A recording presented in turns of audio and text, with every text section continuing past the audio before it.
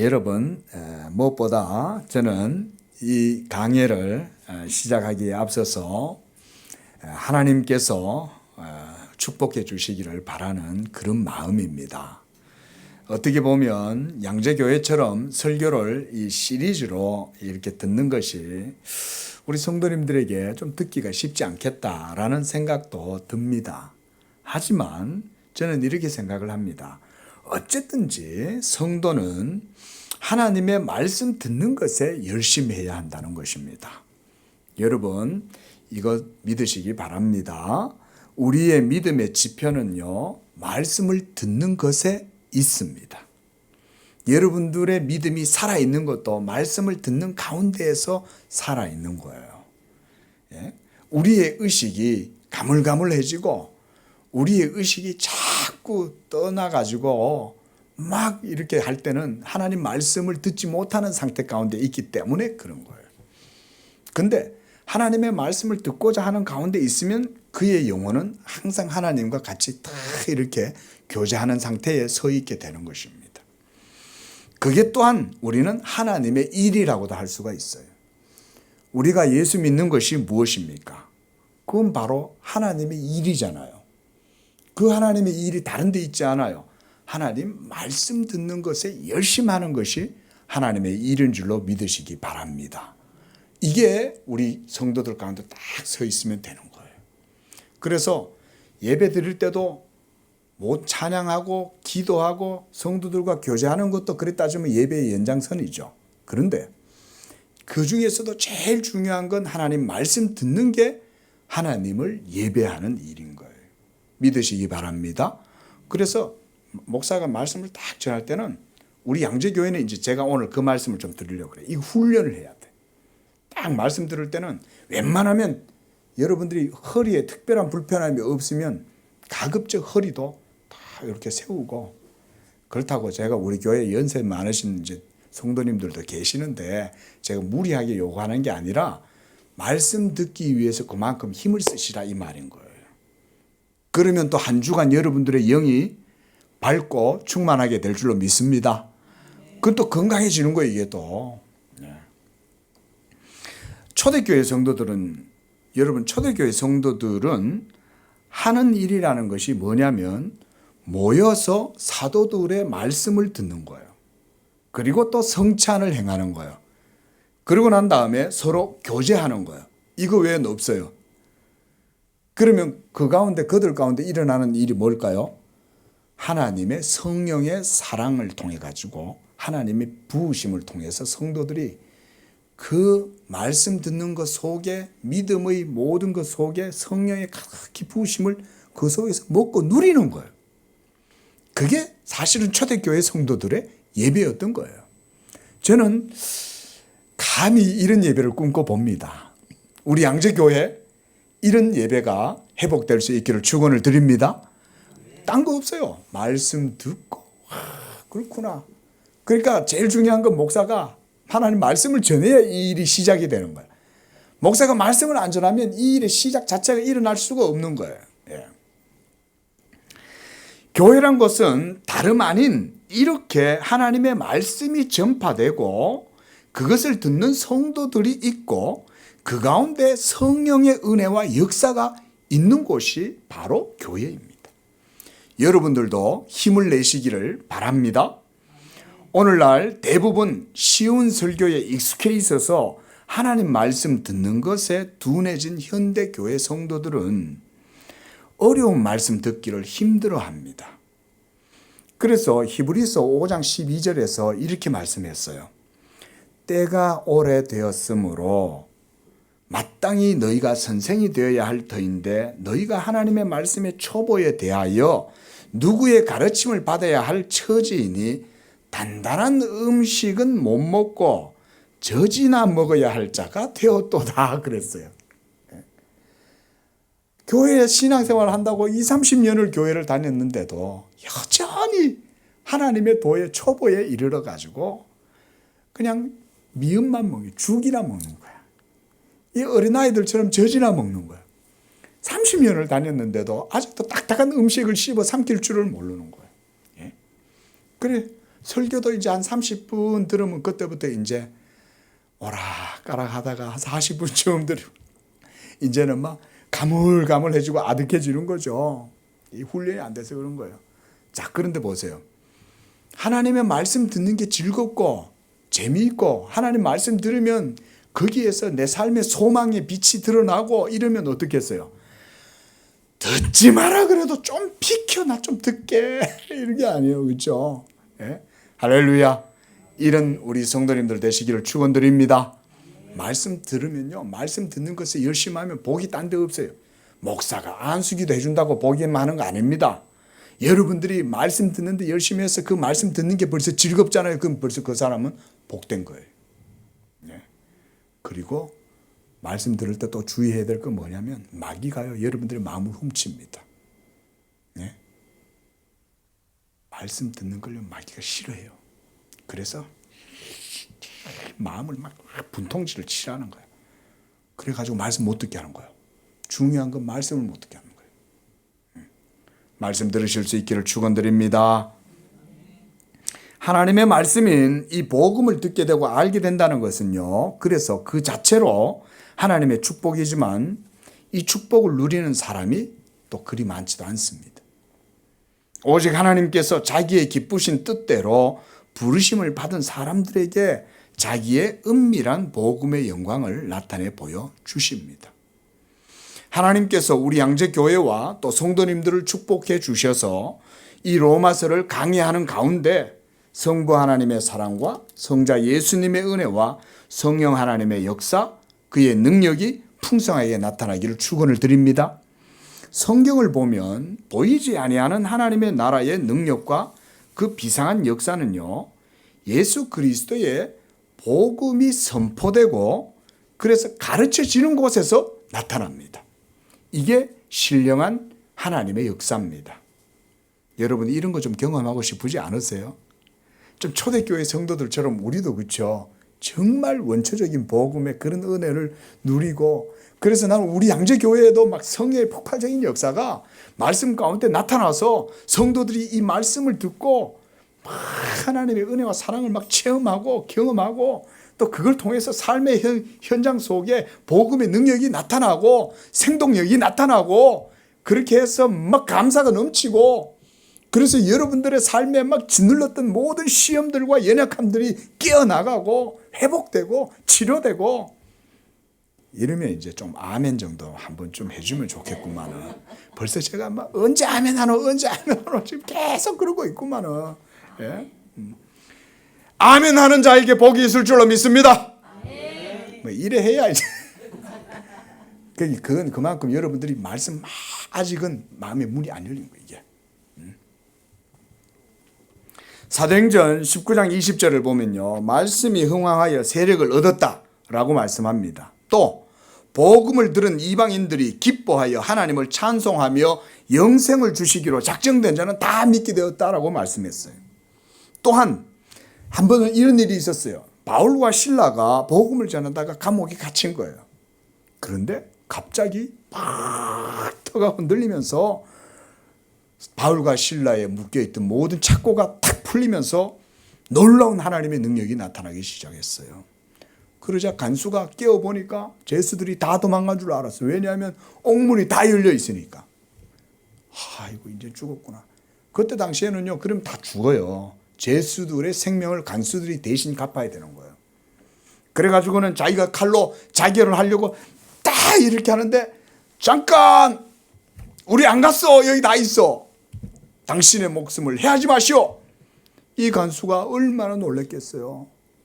이 신기한 하나님의 능력이 나타나니까 이 간수가 놀래가지고는 가가지고는 엎드려서 바울과 실라한테 억죽 절을 하고는 그들을 데리고 가가지고 자기들 집에서 하나님의 말씀을 전하게 한 거예요. 그렇게 해서 간수와 그의 온 집이 복음을 듣고 하나님을 믿어 크게 기뻐하였다 그랬습니다. 할렐루야. 이게 우리의 참된 신앙이에요. 저는 우리 양재교회도 이런 신앙으로 나갔으면 좋겠어요. 하나님의 말씀을 들음으로 온 집안이 믿고 크게 기뻐하였다. 예. 또한 히브리서 말씀에 보면 하나님의 말씀은 살았고 운동력이 있다 그랬습니다. 하나님께서는 이 복음이 전파되는 곳마다 하나님의 아들의 영광을 나타내 보여주시고 그리스도 예수의 얼굴에 있는 하나님의 영광을 아는 빛을 우리 성도들의 마음 가운데 비추어 주시는 거예요. 그러니까 여러분들이 어쨌든 길을 쫑긋 세우고 하나님께로부터 오는 그 빛을 여러분들의 마음으로 받으려고 애를 쓰시는 게 그래 하나님이 기뻐하시고 복을 주시는 거예요. 그래서 우리가 이런 것을 바로 뭐라고 그러냐 따라합니다. 복음의 영광. 이게 복음의 영광인 거예요. 그러할 때에 거기에 하나님의 영광이 나타나고 성도들은 참 하나님을 알게 되며 그분과 인격적인 친밀함을 경험하게 되는 거예요. 그러므로 복음이 증거되고 선포되고 가르쳐진다는 것은 그 자체로 하나님의 구원과 은총이 바로 거기에 임하고 있다는 것을 보여주는 거예요. 자, 이 로마서 강해가 바로 그런 시간이 되고 우리 성도님들이 하나님의 영광을 누리게 되는 그런 시간이 될 수 있기를 축원을 드립니다. 예. 오늘 이제 우리가 로마서 이제 시리즈를 시작해야 되기 때문에 제가 서설이 조금 길었어요. 예. 예. 이게 아마 제가 생각할 때는 아마 한 2년 정도 갈 것 같아요. 예. 긴 장기 레이스죠. 그렇죠? 이 마라톤이 쉽지 않아요. 그래서 제가 미리부터 지금 여러분한테 딱 알려드리는 거예요. 예? 근데요, 여러분들이 사모하는 만큼 하나님이 은혜를 주실 줄로 믿습니다. 제가 설교자의 비하인드 스토리를 말씀을 드릴게요. 설교자는요, 놀라운 걸 경험할 때가 많습니다. 뭐냐면요, 어떨 때는 하나님이 우리가 소위 우리가 좀 속된 말로 죄송합니다. 영빨 이런 말 있잖아요. 그렇죠? 영빨. 예? 이 뭐 설교자가 좀 쓰기에는 적절치 않은 말이긴 한데 설교자가 말씀을 딱 준비할 때 보면요. 매번 다릅니다. 근데 어떨 때 보면 딱 하나님의 영빨이 쫙 비칠 때가 있어. 그 딱 설교를 해보면 그때가 언제냐면 성도들의 마음이 가난할 때. 할렐루야. 성도들의 마음이 갈급할 때. 비어 있을 때, 애통할 때. 그래서 하나님의 은혜를 막 바라고 있는 거야. 하나님의 은총을 바라고 있을 때 하나님이 벌써 다 목사를 벌써 주물러 가지고 야, 오늘 하나님 말씀 듣고자 하는 성도들 영적으로 배불리고 먹여야 될 성도들이 많이 와. 갈급한 심령들, 배고픈 영혼들이 많아. 준비해. 하나님이 벌써 이게 다 은혜를 주시는 거예요. 그래가지고 딱 벌써 성도들에게 필요한 말씀이 뭔가 어떨 때는 하나님이 딱 깨닫게 해주시는 거예요. 그 생각이 나 벌써 말씀 속에. 오늘 이 말씀은 그 성도에게 너무 필요한 말씀 같아. 목사가 그걸 알아요. 말씀을 준비하다가. 하나님이 그런 깨달음을 주시는 거야. 할렐루야. 그 교회의 역사가 하나님이 그렇게 역사하시는 거예요. 놀라운 거죠. 이거는요 설교자만 알아. 오늘 비하인드 스토리를 공개했어요. 사도 바울이 사도 바울이 로마에 있는 성도들에게 이 서신을 기록할 때 저는요 사도 바울에게도 그런 마음이 충만했다고 생각을 합니다. 사도 바울의 모든 서신에는 복음에 대한 그런 열정이 가득 담겨져 있었어요. 그래서 사도 바울의 영혼 전체를 사로잡고 있었던 그것이 바로 하나님의 복음을 향한 그의 희열이었습니다. 예수 그리스도의 복음은 그 자체로 우리 죄인들에게는 참된 영적인 생명과 의를 가져다주는 역동적인 하나님의 말씀이에요. 그게 바로 하나님의 복음이에요. 그래서 이 복음이 바로 하나님의 능력 그 자체였습니다. 그래서 좌우의 날선 어떤 것보다도 예리하여 혼과 영과 관절과 골수를 찔러 쪼개기까지 하며 또 마음의 생각과 뜻을 판단하여 드러내는 것이 바로 예수 그리스도의 복음입니다. 믿으시기 바랍니다. 놀라운 거예요. 제가요 참 감사한 게 뭐냐면 목사가 된 게 너무너무 감사한 거예요. 제가 목사가 안 되고 하나님 불러주셨을 때 저는 장로 되겠다 그랬거든요. 장로가 됐으면 어쩌을까 지금 생각해보면 아주 그냥 깜짝 놀랄 일인 거예요. 장로가 됐으면 큰일 날 뻔했어. 장로님들 들으시면 죄송한 말씀이지만은 목사가 된다는 게 그런 거예요. 하나님의 말씀과 함께 해야 되니까. 그렇죠? 어쩔 수가 없는 거예요, 목사는. 예? 아니 뭐 곧 죽어도 해먹고 살아야 될 게 그거잖아요. 그렇죠? 목사 짓이라는 게 딴 거 있어요? 말씀 연구하고 말씀 배우고 설교 쓰고 이러면서 말씀 배우는 거잖아요. 그런 것 속에서 뭘 깨닫고 배우냐면 하나님의 말씀의 역사 그리고 교회를 통해서 말씀하시는 하나님을 배우게 되더라 이거예요. 참 얼마나 은혜로운지 모릅니다. 정말 그럴 만한 자격도 안 되고요. 그럴 만한 사람도 아닌데 어쩔 수 없이 말씀을 붙들어야 되니 그러니 또 하나님의 은혜를 어쩔 수 없이 또 누리는 거예요. 예. 바로 이것이 우리 교회와 성도들에게 주시는 복음의 은혜와 영광인 줄로 믿습니다. 예. 저는 이런 복음의 영광에 대한 희열에 사로잡혀서 온 일생을 오로지 하나님의 영광을 위해서 목숨도 아끼지 않고 다름질했던 사도 바울의 그 열정을 여러분들도 이 로마서 강해를 통해서 누리게 되시기를 축원을 드립니다. 예.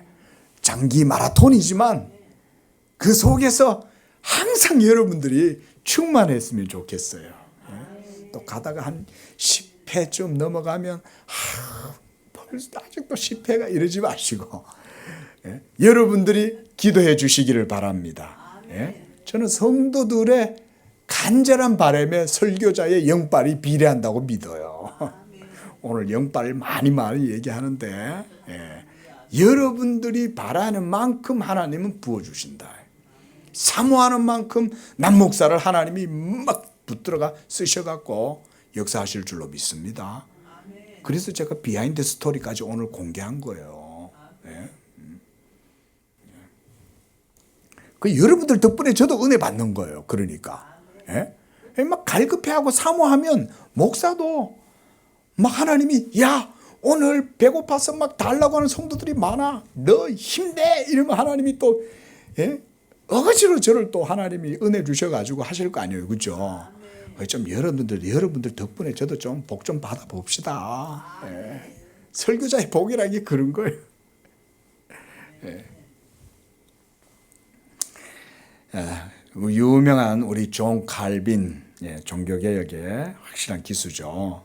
존 칼빈 선생님이 이 로마서를 주석하면서 본서의 진가에 대해서 말하는 데 있어서 본인은 많은 시간을 쓰지 않겠다 이렇게 말을 했어요. 왜냐하면 본인이 아무리 이 로마서에 대해서 칭송을 하고 또 그 자체에 칭송을 할지라도 로마서 그 자체의 웅장함과 그리고 복음의 깊고 부유한 영광에 훨씬 미치지 못할 것이기 때문에 자신의 칭송이 도리어 이 로마서 서신을 흐리게 할 것이다 라고 이렇게 말을 했습니다. 그래서 그는 또 이렇게 말했습니다.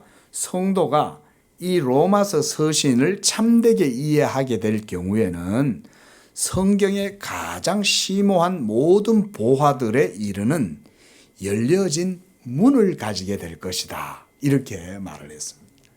저는 참 이 말이 너무 마음에 많이 와닿았습니다. 로마서는요 그런 거예요.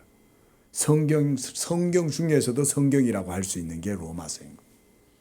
성경의 모든 사상들을 사도 바울이 가장 심오하고 통찰력 있게 다 기록한 게 바로 로마서예요.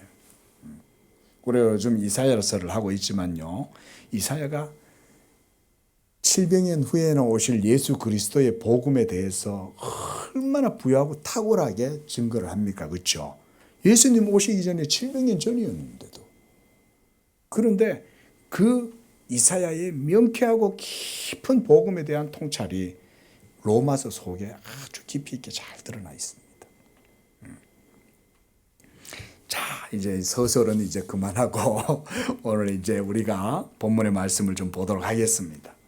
오늘 우리가 읽었던 이 본문은요, 로마서 말하자면 편지에 있어서 서문에 해당하는 내용입니다. 하지만 그 안에는 앞으로 우리가 강해를 하게 되면서 보게 될, 알아가게 될 많은 교리의 주제들이 사실은 이 7절 가운데 매우 체계적으로 기술되어 있다는 것을 거기서도 알 수가 있어요.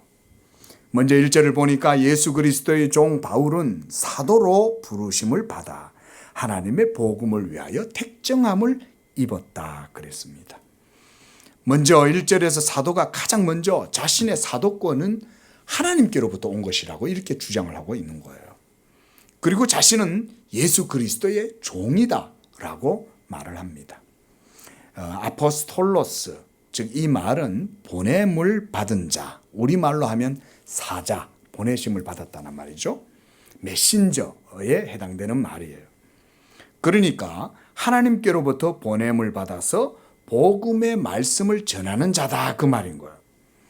그래서 사도가 먼저 복음을 효율적으로 전하기 위해서 자신의 사도권을 지금 입증하고 있는 거예요. 여러분, 여기 서 있는 남상수 목사가 하나님의 부르심을 받아갖고 목사가 됐는데 만약 그런 게 아니라면 제가 여러분들한테 담대하게 이 복음에 대해서 확신 있게 말을 할 수 있겠어요? 그렇죠? 이건 사실은 목사도 마찬가지입니다. 여러분, 목사도요, 하나님의 부르심을 받아가지고 목사가 돼야 돼요. 하나님의 부르심을 받은 목사의 가장 첫 번째 표지는 뭐냐? 복음을 전하는 거예요. 왜냐하면 하나님의 말씀을 전해야 되는데 하나님의 말씀이 바로 복음이잖아요.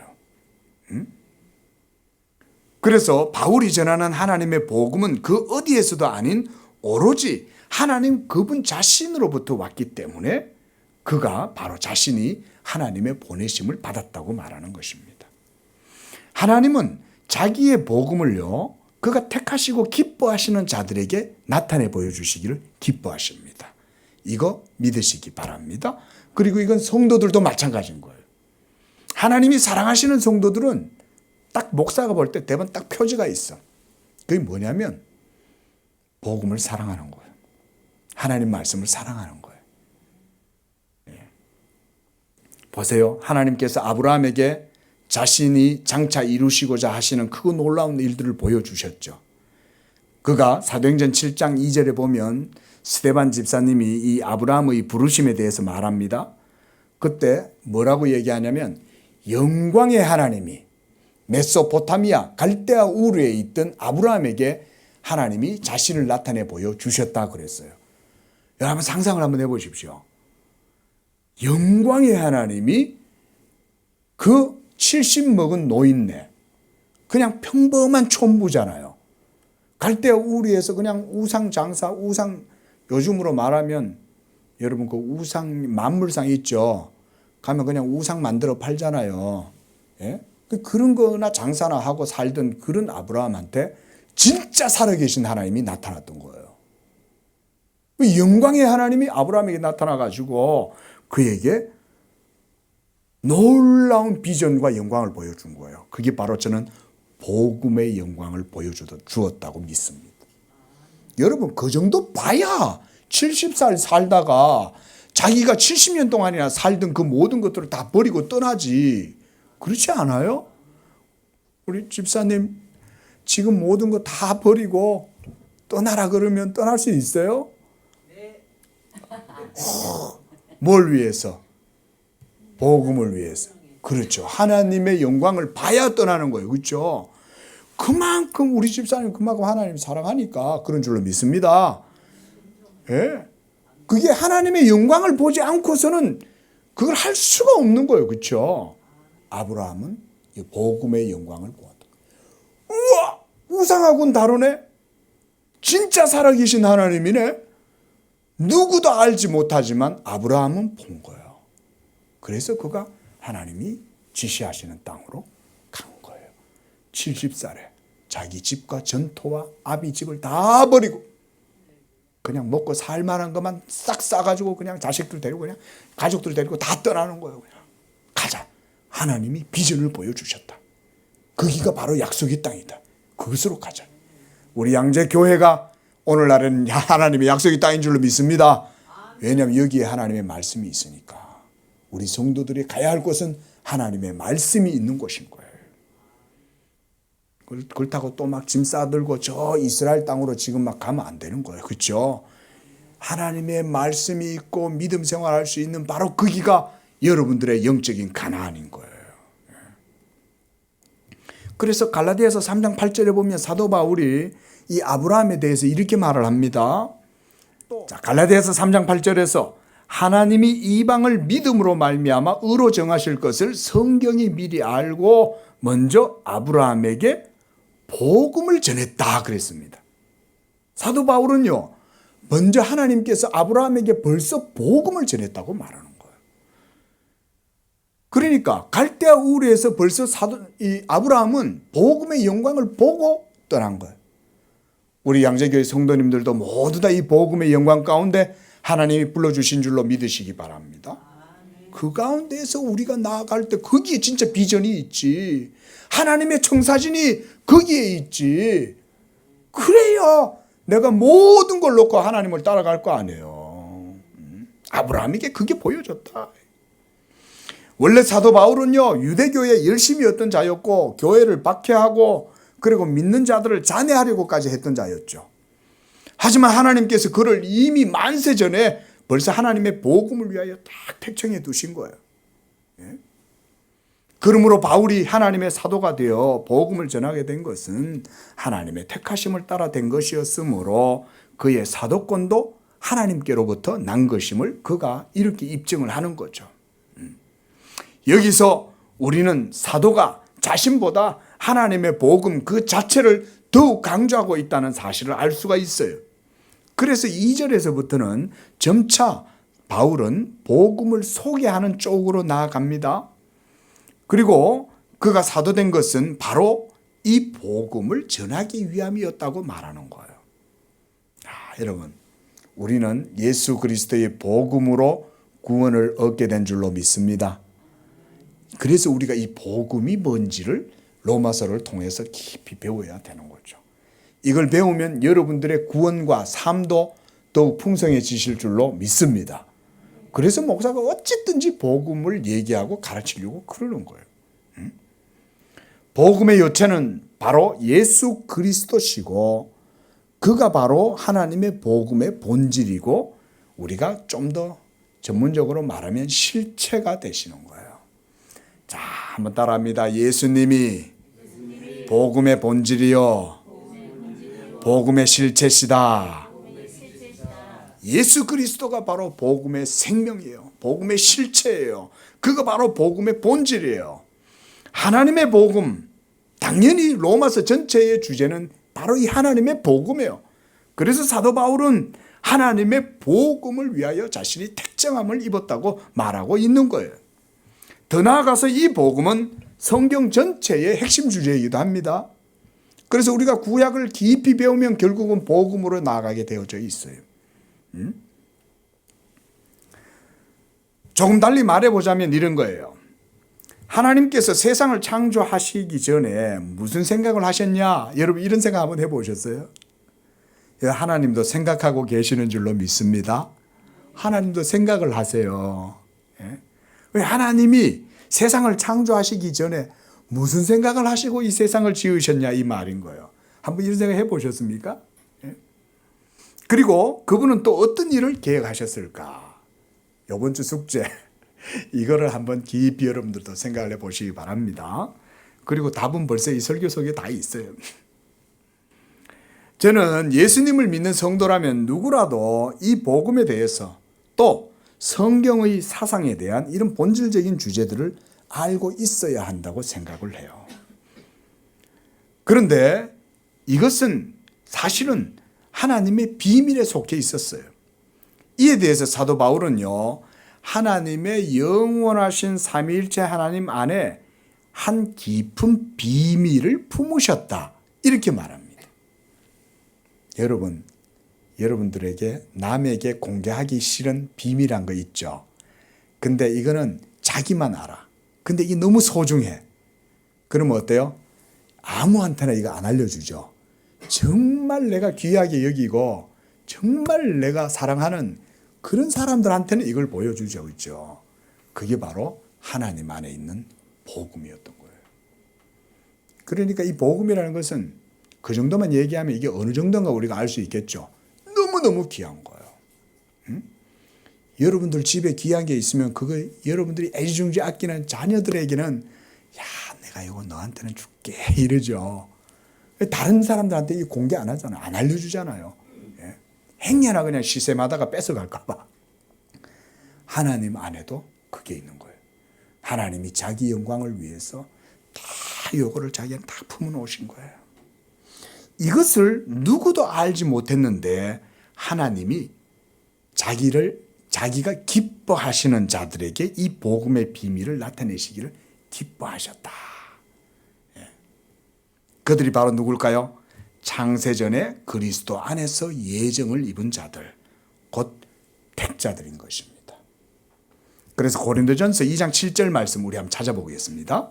성경 고린도전서 2장 7절 시작. 오직 비밀한 가운데 있는 하나님의 지혜를 말하는 것이니 곧 감추었던 것인데 하나님이 우리의 영광을 위하사 만세전에 미리 정하신 것이라 그랬습니다. 보니까 하나님이 오직 비밀한 가운데 이 하나님의 지혜를 다 감추어 놨다는 거예요. 그런데 이걸 하나님이 이제 드러내신 거예요. 이 비밀을. 감추어졌던 게. 그게 바로 뭘까요? 복음인 거예요. 그리고 그것을 드러내실 때는 여러분들의 영광을 위해서 하나님이 딱 드러내신다. 여러분들은 하나님이 기뻐하시는 자녀들인 줄로 믿습니다. 하나님이 자기 자녀들이니까 자기 자녀들을 위해서 만세전에 딱 감춰놓은 거야. 예? 어릴 적에 보니까 저희 할머니가요. 손주를 사랑하니까 우리 동생은 무동이에요. 무도이. 우리 무도이 이러면서 그러고는 딱 저를 불러요. 언제나 보면 할머니는 맛있는 걸 다 감춰놨다가 상수야 이리 와봐. 몰래 가면 할머니가 딱 뒤에서 이제 옛날은 군 부를 때잖아요. 그럼 거다가 뭘 막 굽고 계시는 거야. 그 어디 가가지고 희한한 걸 얻어와가지고 딱 저만 부르는 거예요. 왜냐하면 제가 맞이거든. 둘째 동생한테도 안 줘. 맞이가 기회 갖고는 맞이를 다 불러가지고는 다 근데 네. 그래가지고는요 아주 그 염소의 그 귀한 그걸 갖다가 딱 해갖고 저한테 싹 구워주는 거예요. 여러분들이 하나님의 자녀고 귀하니까 하나님이 여러분들의 영광을 위해서 이 복음을 만세전에 예비하신 줄로 믿습니다. 그게 복음인 거예요. 그것이. 여기서 사도는요. 복음을 하나님의 비밀한 가운데 있는 지혜라고도 말해요. 하나님의 지혜가 뭔지를 알려면 복음을 알면 지혜로워지는 거예요. 믿으시기 바랍니다. 진짜 지혜는 탈무드 속에 있지 않아요. 여러분 탈무드가 뭐 몇천 년의 지혜가 있다. 아니에요. 하나님의 지혜는 탈무드 속에 없습니다. 진짜 지혜는 예수 그리스도의 복음에 있어요. 그건 유대인들이니까 그렇게 말을 하는 거지. 또한 사도 베드로는 이 복음을 모든 사람들에게 다 공개된 지식이 아니라고 말해요. 오직 삼위일체 하나님 안에 깊이 감추어졌던 것인데 이제 나타났다라고 또 그렇게 말합니다. 사도 베드로도 그렇게 말해요. 자, 우리 한번 베드로전서 1장 20절도 한번 찾아보겠습니다. 시작. 그는 창세전부터 미리 알리신 바 된 자나 이 말세에 너희를 위하여 나타내신 바 되었다. 예수 그리스도는 창세전부터 오직 하나님 안에서만 알려진 분인 거예요. 그런데 이 말세에 우리 성도들을 위하여 하나님이 마지막에 이제 나타내셨다. 마지막에 말세에는 이제 예수 그리스도를 드러내셨다 이 말인 거예요. 그 바로 앞에 보면요. 베드로전서 1장 10절과 12절에 있어요. 그것도 참 보세요.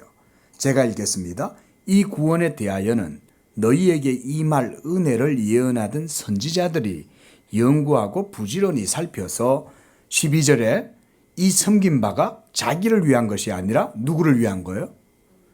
성도 여러분들을 위한 것임을 계시로 알게 되었다는 거예요. 자, 사도 바울도 좀 전에 말했죠. 그렇죠? 이 하나님의 감추어진 것이 우리를 위하여 하나님이 마지막 날 나타내신 거죠. 베드로도 동일하게 그 얘기 하잖아요. 하나님 안에 깊이 감추어졌던 비밀한 계시가 너희를 위한 것이라는 것을 이제는 드러내신 거예요, 하나님이. 저는요, 목회할 때 이런 것이 기쁜 거예요. 목사가 이 얘기를 해주는 거예요. 여러분, 하나님이 여러분들을 위해서 이 복음을 옛날부터 감춰놨다가 이제 드러내신 거예요. 우리 양재교회는 하나님이 감추었던 그 복음을 이제 드러내는 곳이에요. 믿으시기 바랍니다. 이게 교회가 하는 일인 거예요. 목사가 이걸 한 거예요. 하나님 안에 깊이 감추어져 있었던 것을 여러분들을 사랑하셔가지고 하나님이 이 남상수 목사 정말 만삭되지 못한 자 같은 저한테도 하나님이 은혜를 주셔가지고 이 복음을 여러분들에게 전하게 해주셨다. 이게 하나님의 종들인 줄로 믿습니다. 그러니까 하나님 안에 깊이 감추었던 이 복음은 창세전부터 예비되었던 것이지만 하나님이 기뻐하시는 자들에게 이 복음의 은혜를 허락해 주셨다, 그 얘기인 거예요. 그러니까 복음은 아무나 못 듣는 거예요, 그래 따지면. 하나님이 기뻐하시는 자들을 모아서 그들에게 이 복음을 들려주시기를 하나님이 원하셔야 듣는 거예요. 그러니까 목사도요, 복음을 얘기할 수 있는 건 하나님이 기뻐하는 분들이 여기 계셔야 목사도 복음을 전하는 거예요. 믿으시기 바랍니다. 그래서 마태복음 25장 34절에서 예수님이 이렇게 말씀하셨어요. 내 아버지께 복받을 자들이여 라고 말해요. 내 아버지께 복받을 자들에게 예수님이 뭐라 그러냐? 창세로부터 너희를 위하여 예비된 나라를 상속받아라 라고 하늘 아버지께서 말씀하시는 거예요. 이게 복음인 줄로 믿습니다. 이게 하나님의 복음인 거예요. 이렇게 복음의 은총은요, 너무나도 귀한 거예요. 저는 이걸 좀 강조드리고 싶어요. 특히 오늘날, 그렇죠? 너무나 하나님의 은혜가 값싸게 취급을 당하고 하나님의 은혜가 완전히 땅바닥에 떨어져 가지고 무슨 북한에서 날라온 삐라처럼 여겨지잖아요. 하나님의 복음이 우리의 생명이고 우리의 구원의 능력이 되는 줄로 믿습니다. 그럼 얼마나 귀하여 이게. 나를 지옥 가지 않게 하고 나를 새롭게 해서 도무지 할 수 없었던 마약에 빠지고 도박에 빠지고 성에 빠지고 이 세상의 환락에 빠져가지고 갈팡질팡하고 어찌해야 할지 모르는 그런 인생인 나를 하나님께서 성령으로 막 달궈가지고 새롭게 바꾸어주고 그렇게 해서 소망이 있게 하고 생명이 있게 하고 무엇보다 하나님의 의를 따라서 존귀하게 살아갈 수 있도록 만들어주신 것이 바로 이 복음인데 이 복음이 땅바닥에 그냥 떨어져 있어서 되겠냐 이 말인 거죠. 자, 하나님은 이 놀랍고 복된 복음을 오직 창세전부터 그리스도 안에서 예정함을 입은 바로 여러분들, 믿음으로 아브라함과 함께 언약의 기업을 상속받을 우리 모두에게 주시는 줄로 믿습니다. 이게 복음의 사상이에요. 이 복음을 잘 듣고 이 복음을 여러분들의 믿음으로 마음속에 담으면 이게 또한 여러분들의 삶의 기업이 되는 줄로 믿습니다. 이것도 중요한 사상이에요. 그래서 그 말씀이 믿는 성도들 가운데 거룩함의 부름을 입은 백성들 가운데 뭐가 있게 하시리라? 기업이 있게 하시리라 그런 거예요. 기업이. 하나님의 기업이 복음을 듣고 믿는 여러분들의 삶 속에 주어지는 줄로 믿습니다. 여러분들의 삶에 기업이라는 게 이런 거예요. 영적으로 살아가는 성도들의 삶 속에 하나님의 기업이 세워진다는 건 복음을 통해서 하나님 중심적이고 하나님의 영광과 하나님의 은혜가 여러분들의 삶에 스며들어서 여러분들의 삶이 복되고 의미 있는 삶이 된다 그 말이에요. 그게 기업이 있게 하시리라 라는 말씀인 거예요. 이 복음을 듣는 동안 우리 성도님들의 삶에도 이런 획기적인 영적인 변화와 하나님의 기업이 여러분 삶 속에도 이루어질 줄로 믿습니다. 자, 2절 말씀입니다. 이 복음은 선지자들을 통해서 그의 아들에 관하여 성경에 미리 약속했다고 그랬습니다. 자, 이건 제가 짧게 말씀드리겠습니다. 우리 양재교회는 이건 뭐 하도 설명을 해서 자, 복음의 기원에 대해서 설명하는 거예요. 여러분, 이 복음의 기원이 어디서부터 왔을까요? 성경에 의하면 사실은 사도 바울은 지금 여기서 선지자들을 통하여 그 아들에 관하여 성경이 미리 약속하신 것이라고 얘기하는데 사실 복음의 기원은 그보다 먼저 아브라함에게서부터 시작되었죠. 그렇죠? 아까 우리가 말씀드렸잖아요. 하나님이 아브라함에게 복음을 벌써 보여주셨다 그랬지 않습니까? 그러면 우리가 또 성경을 들여다보면 사실은 아브라함보다 먼저 또 복음을 받은 사람들이 있죠. 그들이 바로 사실은 아담의 타락 이후에 창세기 3장 15절에 벌써 하나님이 복음을 허락하시죠. 우리가 그 창세기 3장 15절을 그래서 원시 복음이다. 오리지널 가스펠이라고 그러는 거예요. 이걸 또한 우리말로 모언약, 어미모자라고 해서 모든 언약의 출생이 거기서부터 시작되었다라고 해서 모언약이라고도 해요. 그게 바로 창세기 3장 15절이죠. 이렇게 해서 계속해서 구약 성경의 역사가 이루어지다가 노아 홍수 시대가 끝나고 노아에게서부터 또 세 아들이 나죠. 누구죠? 셈과 함과 야벳이죠. 그렇게 해서 하나님의 복음의 이 계시의 역사가 그 세 아들 중에 누구를 통해서 이어집니까? 셈에게서 이루어지죠. 그렇죠? 말씀 잘하셨어요. 예? 셈의 계보에서 아브라함이 창세기 11장에 되면 데라와 그 아브라함이 딱 나오죠. 그리고 12장에서 셈의 후손인 아브라함이 하나님의 부르심을 받는 거예요. 자, 이런 것이 바로 성경을 통해서 우리가 확인할 수 있는 복음의 기원에 관한 개략적인 내용입니다. 이렇게 해서 아브라함을 모든 민족의 조상이 되게 하신 거죠, 하나님이. 그렇죠? 그래서 아브라함의 때에 이르러서 하나님의 복음의 역사가 새로운 국면을 맞이하는 거예요. 우리가 이런 걸 그래서 구속사다 그럽니다. 자, 그러니까 요약하자면 이거예요. 복음은 인간의 역사 자체 안에서 발생한 게 아니라 영원하신 삼위일체 하나님 그분 자신 안에서 영원 전에 이미 발생한 거였던 거예요.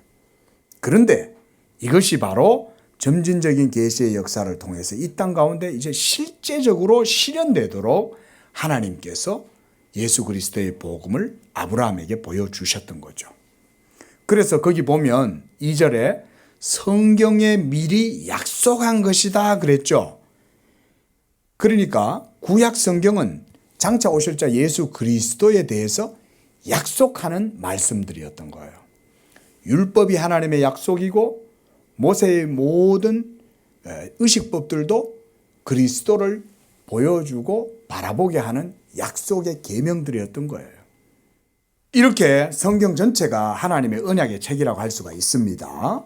그래서 기록된 성경의 계시는 바로 언약의 실체, 아까 예수 그리스도가 복음의 실체라 그랬죠. 복음의 본질이라 그랬잖아요.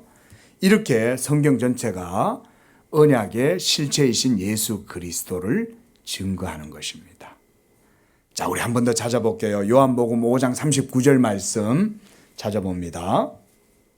자, 시작. 너희가 성경에서 영생을 얻는 줄 생각하고 성경을 연구하거니와 성경이 곧 내게 대하여 증언하는 것이다. 요한복음 5장 39절.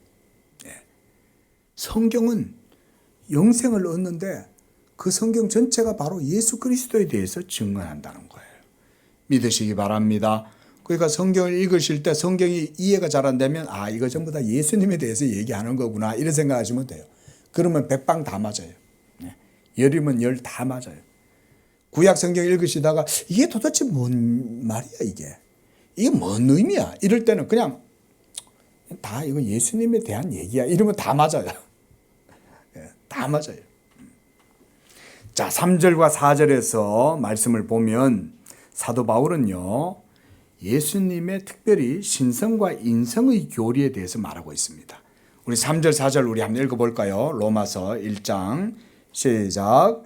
그의 아들에 관하여 말하면 육신으로는 다윗의 혈통에서 나셨고 4절 성결의 영으로는 죽은 자들 가운데서 부활하사 능력으로 하나님의 아들로 선포되셨으니 곧 우리 주 예수 그리스도시니라 그랬습니다.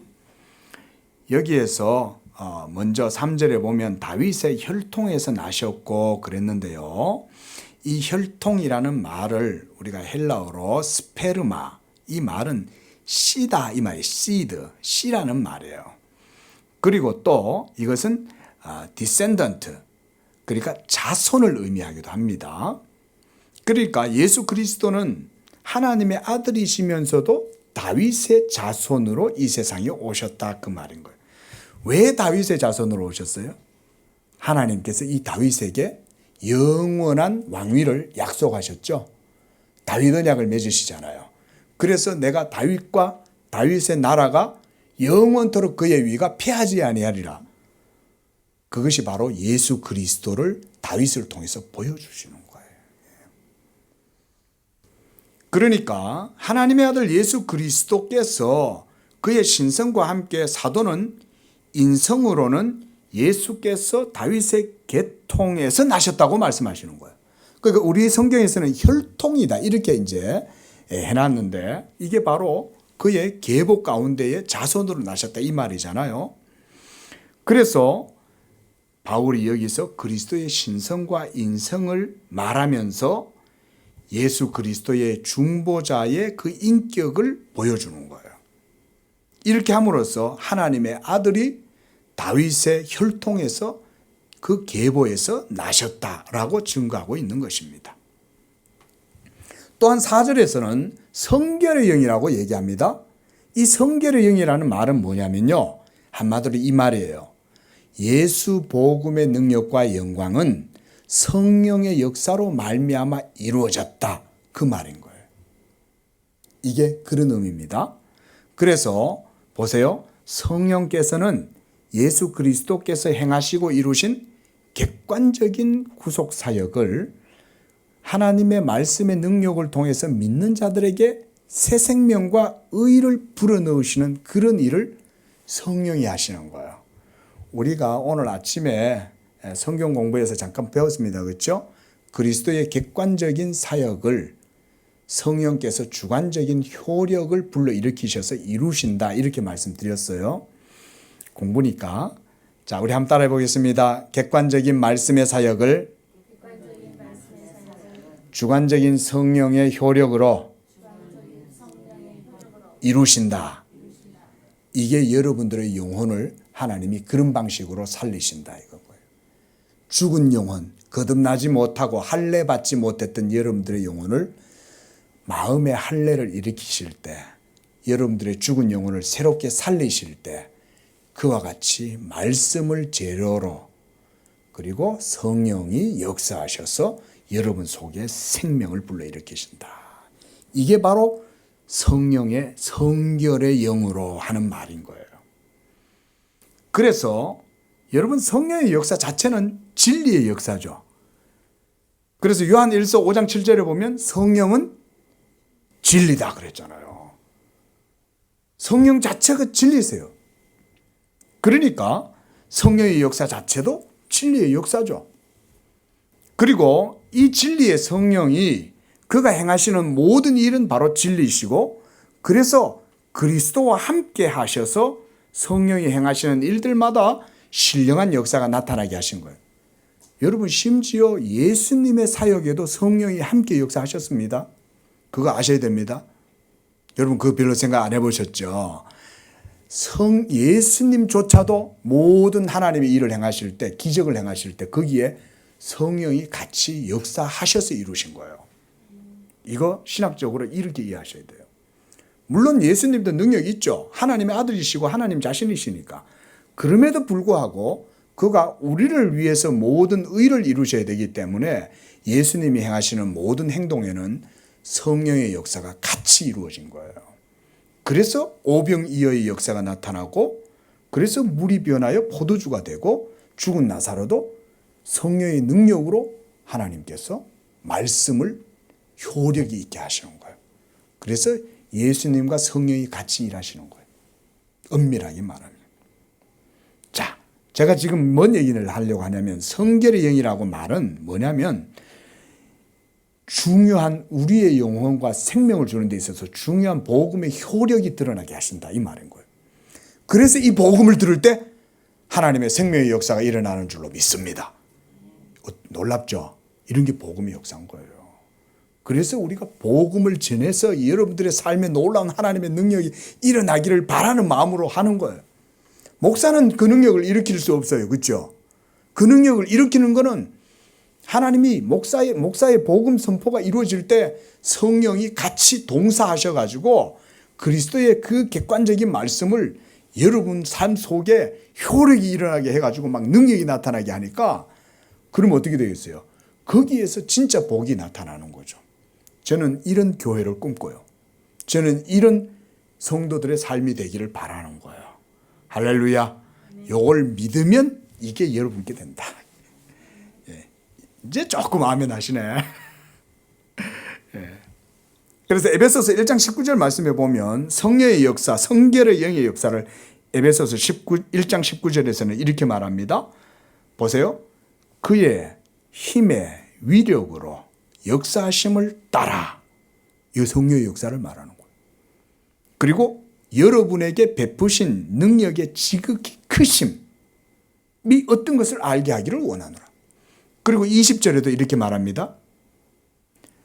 그의 능력이 그리스도 안에서 역사하사. 와, 대단한 말인 거야. 여러분, 이 대단한 말이에요. 하나님의 성령의 능력과 그 역사가 어디에서 나타난다? 그리스도 안에서 역사한다는 거예요. 오늘 복음을 듣고 있는 이곳이 그리스도 안인 줄로 믿습니다. 이렇게 딱 생각하면 신학적으로 틀리지 않아요. 복음을 듣는 바로 이 시간이 그리스도 안에 있는 시간이요. 복음이 선포되는 이것이 객관적 하나님의 사역이요.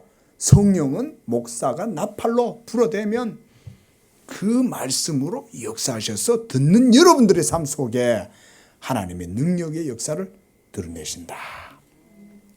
오늘 기도 제목 우리 성도님께 들과 나눕니다. 이번 한 주 기도하실 때 꼭 이렇게 기도하십시오. 하나님, 남상수 목사가 참 부족하도 하나님이 붙들어 주셔서 복음을 전할 때 그 복음이 능력이 나타나도록 역사해 주시옵소서. 요 기도 제목 딱 이렇게 기도하십시오. 아셨죠? 여러분 이렇게 하면 누구에게 복을 주시겠어요?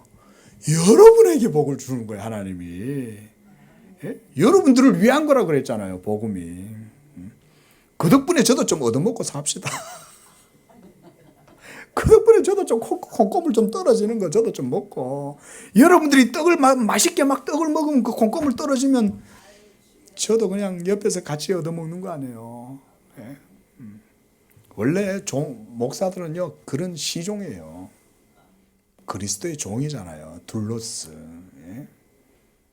사도 바울도 종이라고 그러는데 원래 목사들은 그런 일 하는 사람들. 여러분들을 존귀하게 하나님 옆에 꽉 세워주고 목사는 그저 옆에서 이렇게 서 있는 거예요.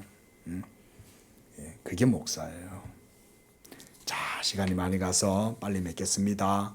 우리가 4절 말씀에 보니까 하나님의 아들로 선포되셨다라고 말씀하는데 이것은요 사실 신학적으로 깊은 얘기예요. 지금 여러분들에게는 다 말씀드리지는 않겠습니다. 다만 이거는 이렇게 하시면 돼요. 언약의 관점을 또 올려보면 돼요. 뭔 말이냐? 성령이 하시는 일은 예수 그리스도의 영광을 나타내는 거예요. 우리 양재교회에 예수 그리스도의 영광이 풍성하게 나타났으면 좋겠어요. 그게 바로 성령의 역사거든요. 여러분 성령의 역사는 다른 데 있지 않습니다. 예수의 영광이 확 드러나면 거기에 놀라운 성령의 역사가 나타나고 있는 거예요. 그러면 그게 여러분들에게도 다 복이 돼. 부요함이 되고 탁월함이 되고 영광이 되는 거예요. 예? 저는요 정말 한 사람의 목사로서 이걸 바라는 거예요. 저의 소박한 바람은 이겁니다. 여러분들도 그런 복을 누리기를 바랍니다. 예. 그런데 성령이 역사하시면 부활하신 예수 그리스도의 영광을 나타내시기 때문에 이것으로 인해서 성령이 역사하시면 이게 바로 선포되셨다라고 하는 말이 되는 거예요. 자, 뭔 얘기냐? 우리가 declare, 선포되었다라고 하는 이 말은요 종말론적인 말씀이에요. 자, 예수님이 2000년 전에 십자가에서 죽으셨죠? 자, 2000년 전에 죽으신 그 십자가의 죽으심이 오늘날 여러분들의 죽음도 되는 줄로 믿습니다.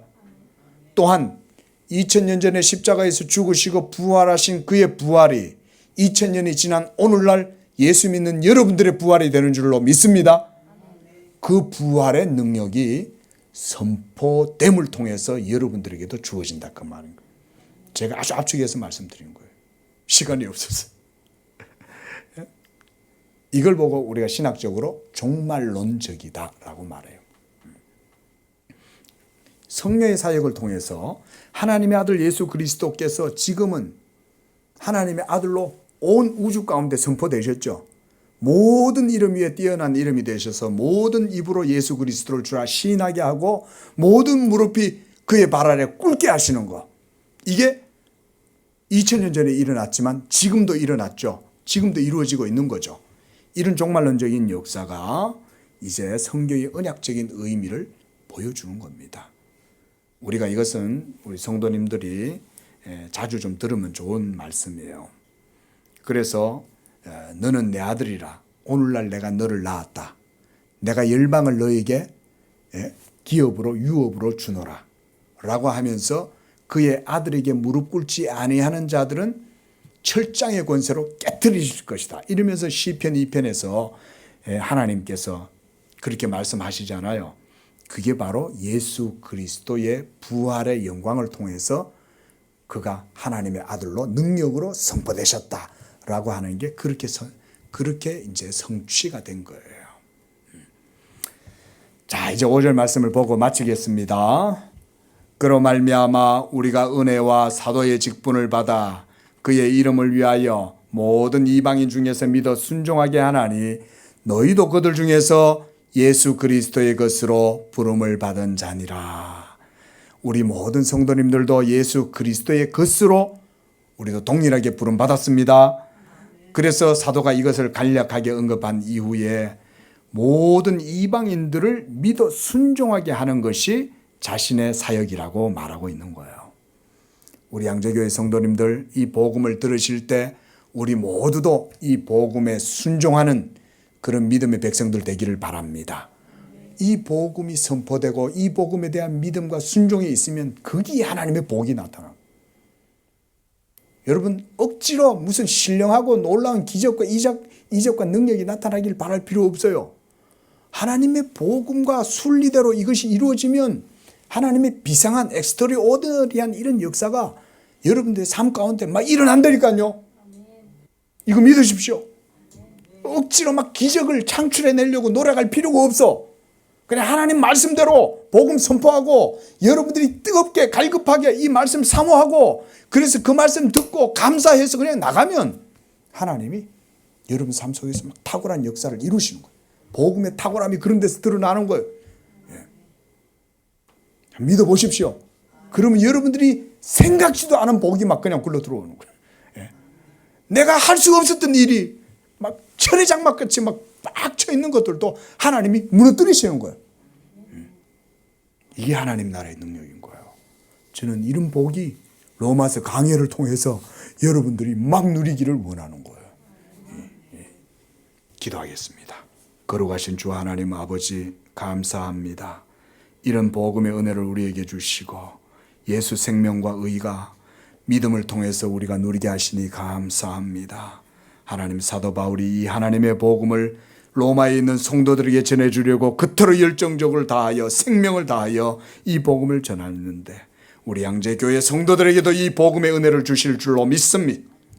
하나님이여 복음에 갈급하고 하나님 나라와 의를 사모하는 우리 영혼들에게 하나님께서 이 복음의 은혜를 허락하여 주시고 복음의 탁월한 복과 부유한 복을 허락하여 주셔서 우리 양재교회 성도들도 모두 이 복음의 은혜로 말미암아 존귀하게 하시고 복된 삶을 살아갈 수 있도록 축복해 주시옵소서. 아울러 이 복음의 아버지 하나님의 로마서 강해를 통해서 우리 모든 양재교회 성도들에게도 더욱 큰 은혜를 주시고 복음의 부요함에 깊이 이르는 복된 시간이 되도록 말씀 위에 축복하여 주시옵소서. 거룩하신 예수님의 이름으로 기도합니다. 아멘.